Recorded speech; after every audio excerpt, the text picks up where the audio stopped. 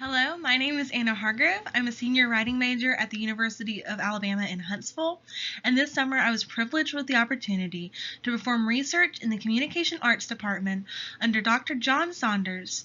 Our research sought to identify ways in which Dr. Seuss's children's literature influenced those who read his works. A brief outline of what this presentation will cover is Seuss literature and the pedagogy of culture, text and historical context for each of the 13 texts, analysis of each of the 13 texts, and a conclusion. Seuss literature and the pedagogy of culture.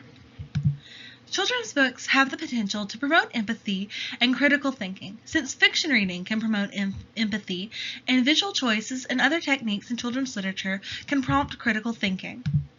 Because of these findings and the choices Dr. Seuss made in writing his children's books, we claim that Dr. Seuss's children's text influence readers to become better cultural citizens. To begin the text and context section, I will be looking at the first text I evaluated, The King's Stilts, published in 1939. It follows a young boy as he makes a tough decision to save his fellow man. The U.S. withheld entry into World War II until 1941, and Seuss had strong feelings about the U.S.'s lack of involvement with the war beforehand.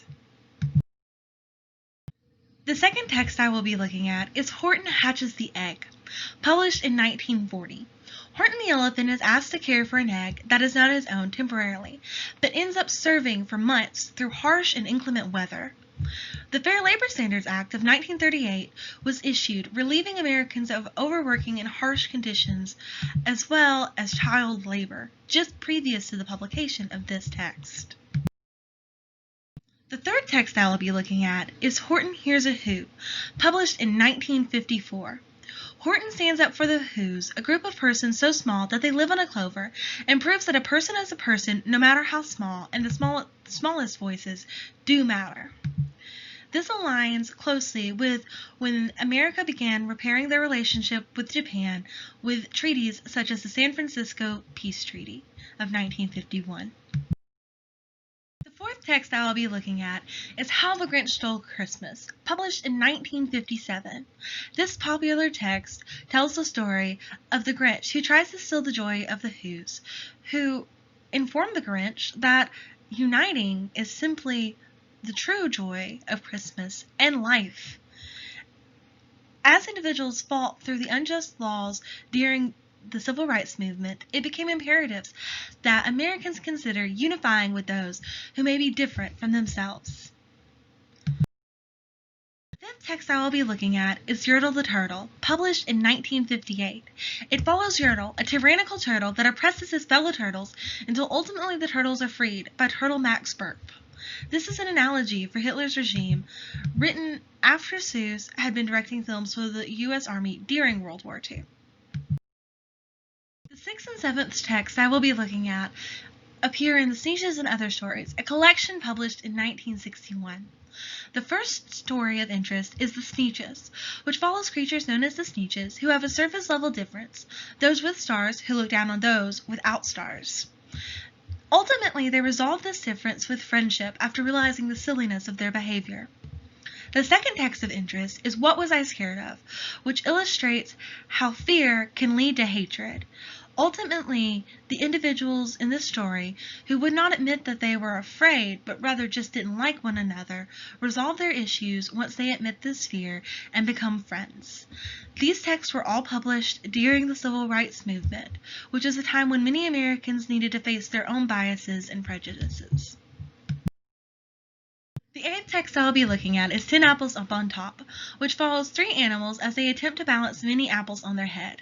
However, during their game, they encounter challenges of being forced out of different locations, yet they endure, ultimately achieving equality with those who have tried to force them out of their locations. This was published around the time of the civil rights sit-ins, when many individuals were protesting unfair treatment, legally, of segregation in locations such as restaurants. The ninth text I will be looking at is Come Over to My House, published in 1966. It follows a young child as he encounters many different living spaces and varying cultures and embraces all of them, deciding that when a friend invites you in, all homes are the same. This publication followed MLK's I Have a Dream speech in 1963. The 10th text I will be looking at is included in the collection I Can Lick 30 Tigers Today, published in 1969. The specific story is King Louis Katz, which follows a kingdom of cats who are all carrying each other's tails until the last cat in line protests because his tail is not being carried. This publication aligns closely with the Vietnam War protest in 1968. The 11th text that I will be looking at is The Lorax, published in 1971. It follows the story of the Onceler who destroyed the truffle trees by cutting them down to create a thneed, a product that the Onceler claimed everyone needed, but served no critical function. The book ends by asking the reader to plant the last seeds of the truffle tree. In 1970, Nixon signed the first Environmental Policy Act, and the first Earth Day was celebrated in the United States on April 22nd. The 12th text I will be looking at is Marvin K. Mooney, Will You Please Go Now? It is a bright and early book that focuses on introducing words and images to young readers along with the repetition of Marvin K. Mooney, Will You Please Go Now? This text was published in August 1972, following Richard M. Nixon's Watergate scandal that broke in June 1972. The 13th and final text that I will be looking at is the Butter Battle book, published in 1984. This story follows a grandfather and grandchild as the grandfather tells the story to the grandchild of how the Utes battle the Zooks because of a difference in how they butter their bread. Each time the Utes develop a new strategy, the Zooks can match it until the book ends with the uncertainty of who will give the fatal strike. This text aligns with the Cold War, which had been ongoing for just over 40 years prior, and created great tensions between the U.S. and the Soviet Union. However, Seuss viewed a nuclear war as entirely futile. Moving to my analysis section, I'll be revisiting each of the texts of interest that I looked at, starting with The King's Stilts. Given Seuss's stance on the U.S.'s lack of entry into the tensions that would become World War II, The King's Stilts seems to spur readers to action in situations of potential destruction. The King's Stilts is a children's book and is targeted at children, and the use of a child character allows the reader to more easily imagine themselves making the hard decision that Eric the Page Boy has to make here. He forfeits his safety and potential position in order to serve in defending innocent people. When analyzing Horton Hatches the Egg, you must consider the grueling working experiences many Americans faced only a few years prior to the publication of Horton Hatches the Egg. Horton's journey to demanding fairer treatment for himself is noble and relevant to upcoming youths.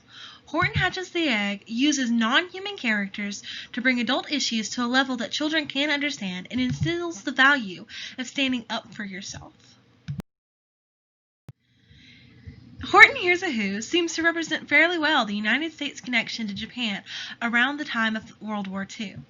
In the book, Horton saves the smaller people because a person is a person no matter how small. Following World War II, the U.S. and the Japanese were quite at odds. However, the U.S. worked with the Japanese to repair the relationships through treaties such as the San Francisco Peace Treaty of 1951. Horton Hears a Who uses non-human creatures to depict a similar situation, such that readers do not align themselves against either group immediately, but rather can fully conceive of the feelings of a small people like the Whos. How the Grinch Stole Christmas was published during the Civil Rights Movement, a time of great divide among Americans. However, Dr. Seuss's How the Grinch Stole Christmas expresses a theme of unity, as those in the wake of mistreatment, the Whos whose Christmases have just been destroyed, respond with optimism, teaching the Grinch about what really matters. How the Grinch Stole Christmas is another Seussian text that implements the use of non-human characters to illustrate to readers how to overcome differences and embrace unity with those around us. Yertle the Turtle shows the reign of a tyrannical turtle that ignores the pleas of his turtle subjects and continues to increase his demand, ridding them of their liberties and even their needs. The metaphorical use of turtles in this text ends with an idea that was much needed following World War II and the horrors that occurred under Nazi rule. And the turtles, of course, all the turtles are free, as turtles and maybe all creatures should be. Yertle the Turtle uses the kingdom of turtles to illustrate tyranny and mistreatment, allowing readers to connect to the story and reflect the mistreatment of others without the complication of politics that the target audience may not fully understand.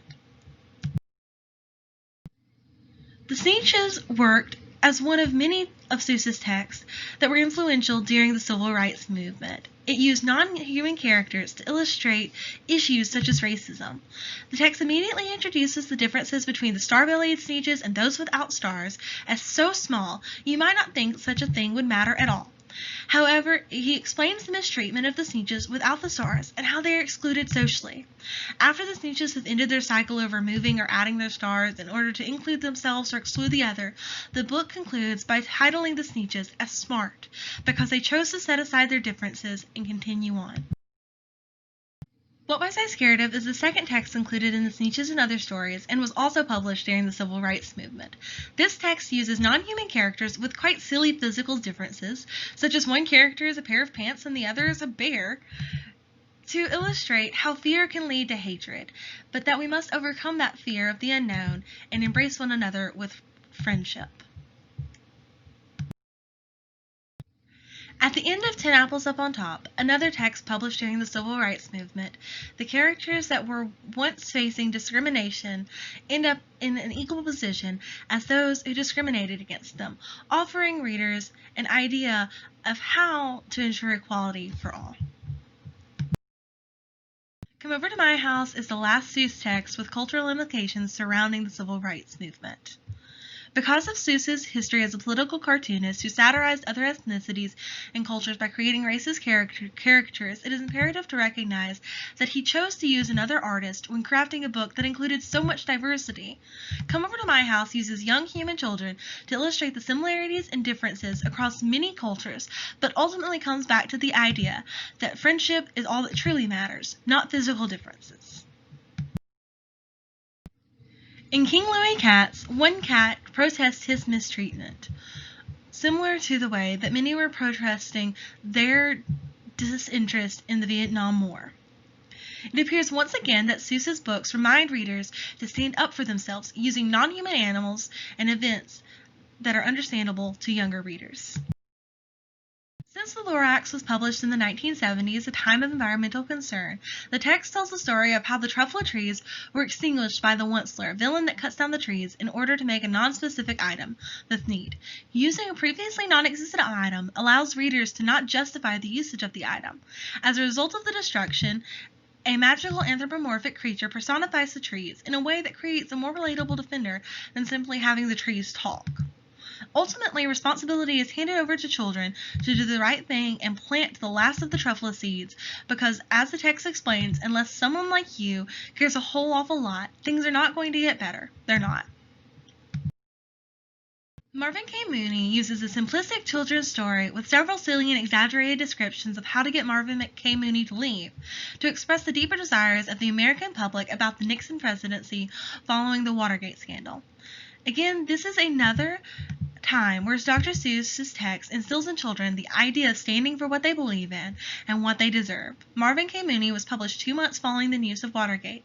Additionally, satirist Buchwald contacted Seuss, who approved of Buchwald's use of the story in his column, where he replaced Marvin K. Mooney with Richard M. Nixon. The Butter Battle book uses a trivial debate over which side of the bread should be buttered in order to highlight the futility of nuclear war. Dr. Seuss's Butter Battle book was published towards the end of the Cold War. The book featured a battle over something as insignificant as which way bread ought to be buttered, and ended with a cliffhanger that left readers uncomfortable.